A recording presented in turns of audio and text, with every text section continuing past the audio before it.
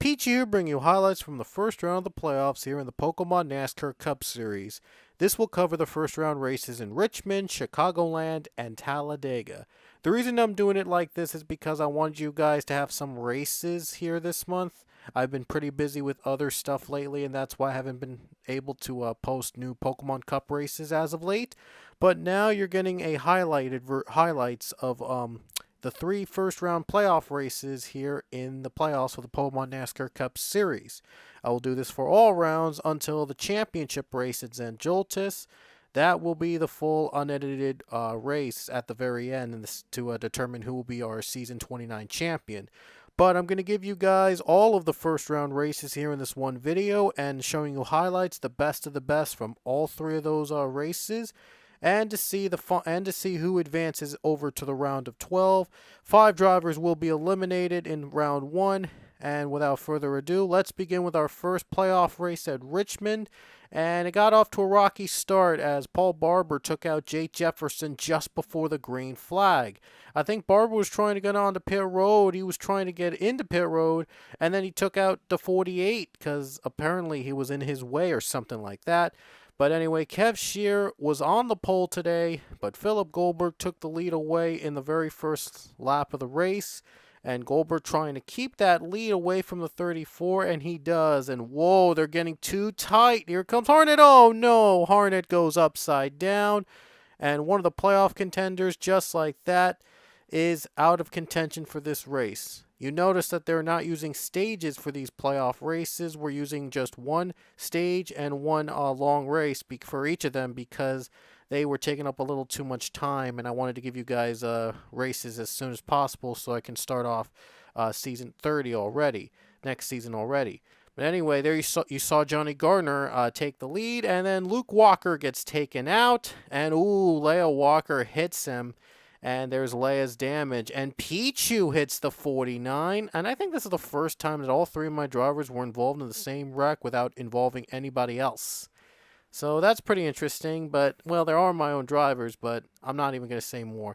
Anyway, it got crazy now. Eric X Powers in the wall. Kev Shear went around. And then moments later, Julius Anderson got turned by the 29 of Cody Smart. And Anderson is nearly flipping. He went right up on his tail. And the restart was even worse. Like, there you see these guys picking up where they left off. Oh, Powers in the wall, and he spins. Eric X Powers involved, and the three of Paul Minnick had nowhere to go.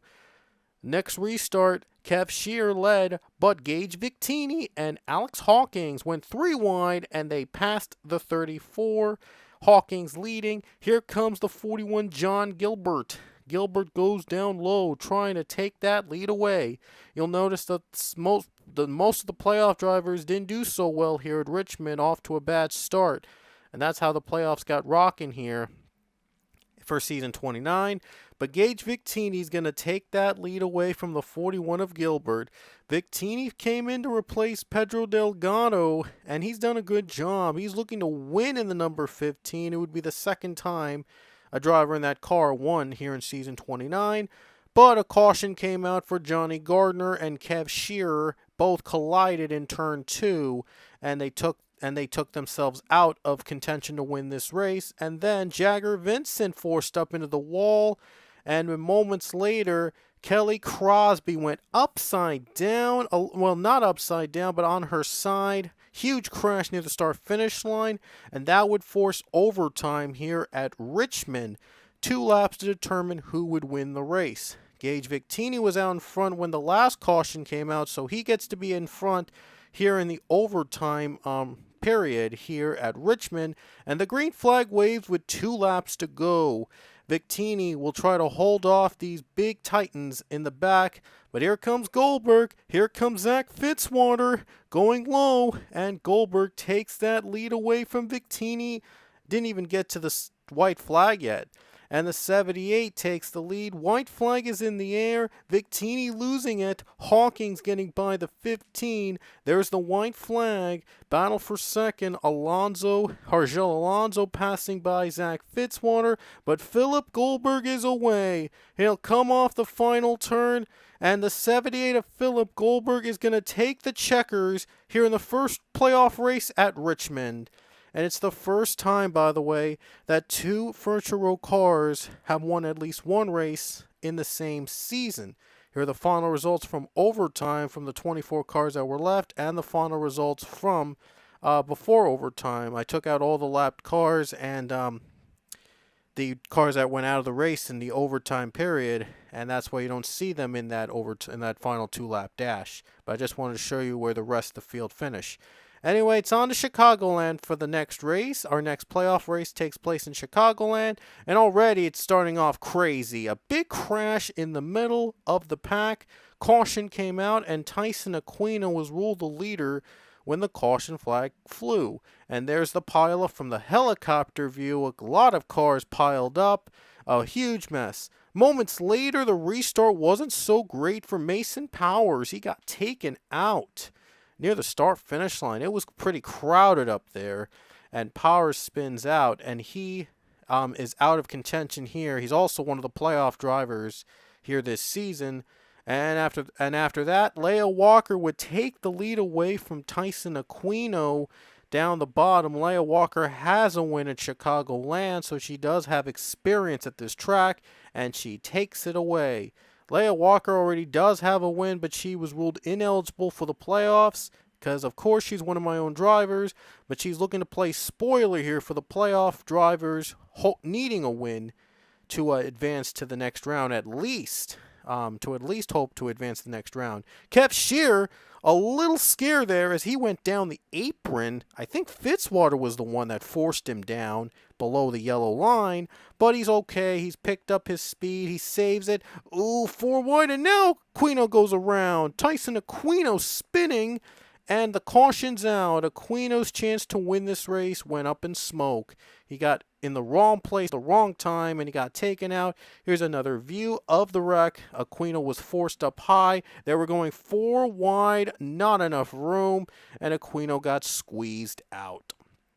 And then moments later, whoa, 2 drivers flipping, and one of them is upside down. I think that's Jake Jefferson that went upside in his roof.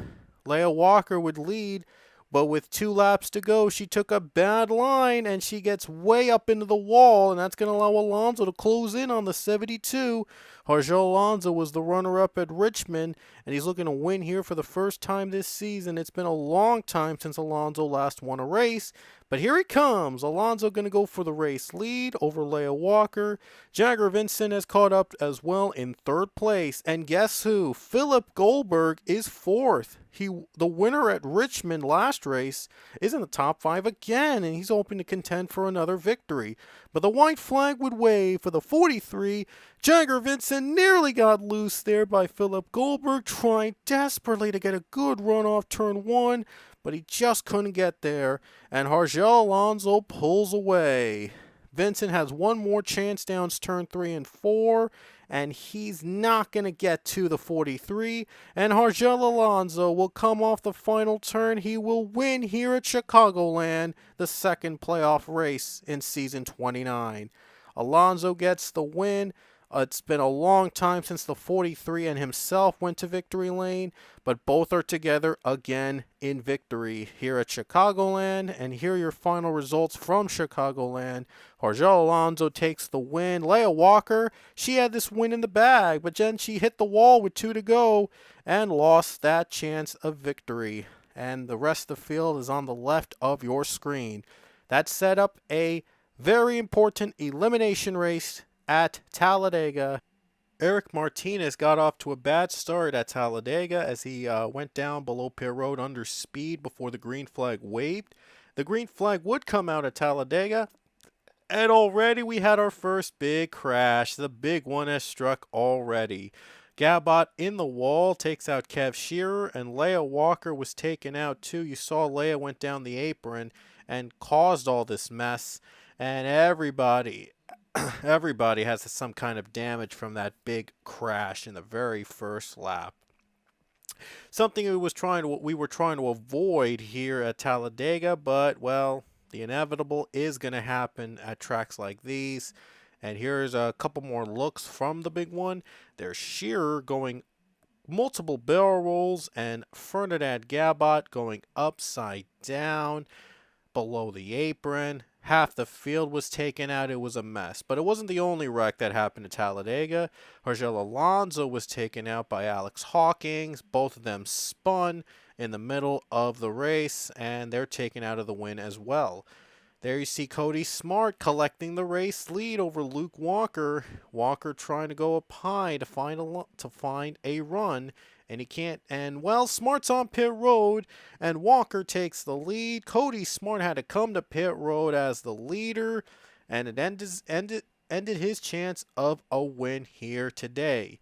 Walker trying to hang on, but it's not going to last long as Julius Anderson goes low. Gage Victini as well going low to join along in the draft. Victini, as you know, almost won at Richmond. He led overtime, but he couldn't hang on for the win. Victini tries for redemption here at Talladega. He's really close. The young and upcoming driver is really close to a win in his career. Hopes to achieve that when he drives that 15 machine. The 11 machine, Julius Anderson, gives up the lead, and Gage is ahead with Anthony Lopez, the 77, right behind him. We haven't talked much about the playoff contenders today. They haven't done really good in this first round, but Lopez is trying to make a name for himself here. And there you see lap traffic up ahead. Oh, look at Gage going up high to avoid the 24 and pull away. John Andrews took a chance there, and he went down low. A little slower there, but he was able to stay on the low line, and Crosby got out of the way in the middle. So Mason Powers was the odd man out, and they're supposed to be teammates, by the way, so it's just weird. White flag would come out. Victini leads, but here comes John Andrews. Andrews, a playoff contender, trying to advance to the next round with a win. Andrews going low. Victini trying to fight back on that high line. I don't think Paul Minnick will be close enough for them to make an impact in terms of deciding who wins this race. But John Andrews goes low down turn 3, and he's got some help from Grayson Acevedo, and now they're going to turn 4 to the final corner. John Andrews might have cleared the 15. The 5 will have one more chance, but he's not going to get there, and John Andrews is going to be in the round of 12 with a win here at Talladega. A great finish, and John Andrews punches his ticket to the round of 12 in the last race of the round of 16. Great race at Talladega other than those two wrecks. Here are the results from Talladega on your screen, and then we will show you the point standings heading into the start of the round of 12.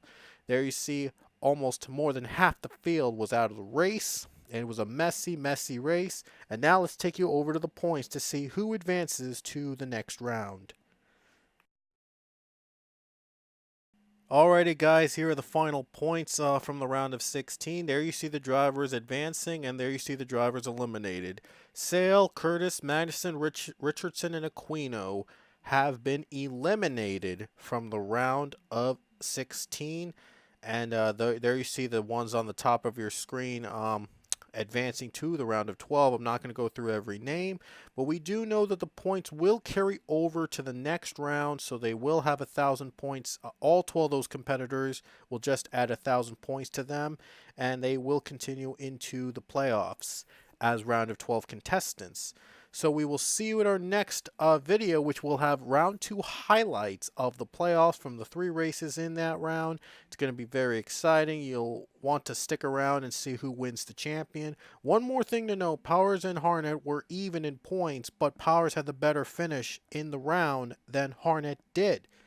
And there you see right there, both those best finishes came in Talladega, but just wanted to point that out, and we will see you guys in the round of 12.